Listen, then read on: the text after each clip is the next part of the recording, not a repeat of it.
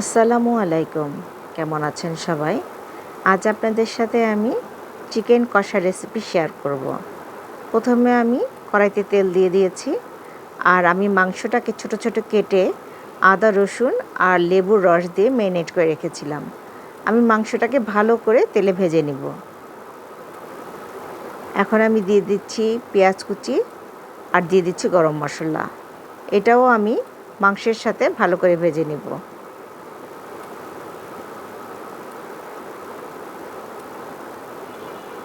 মাংসটা ভাজা হয়ে গেছে।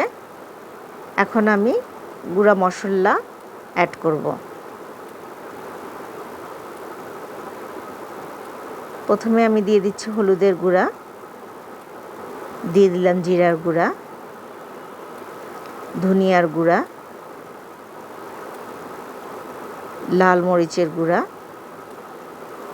আর স্বাদ মতো লবণ। এটাকে আমি ভালো করে মিশিয়ে মাংসের সাথে কষাতে থাকব। আর এই মাংসটাতে আমি কোনো পানি ব্যবহার করব না, এটা অল্প আঁচেই আমি মাংসটাকে রান্না করব।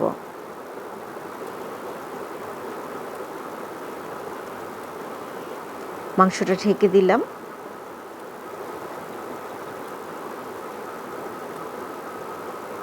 মাংসটা ভালো মতো কষানো হয়ে গেছে।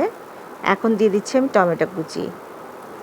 টমেটো কুচিটাও ভালো করে দিয়ে নেড়ে চেড়ে আবার ঢাকনা দিয়ে ঢেকে দিব।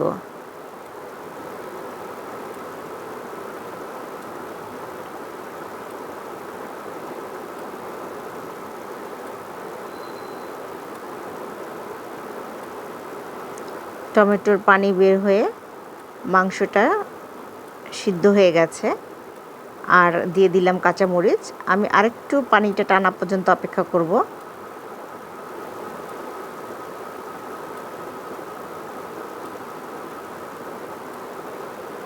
ঝোলটা টেনে গেছে, আমার মাংসটা অলমোস্ট রেডি। তৈরি হয়ে গেল চিকেন কষা।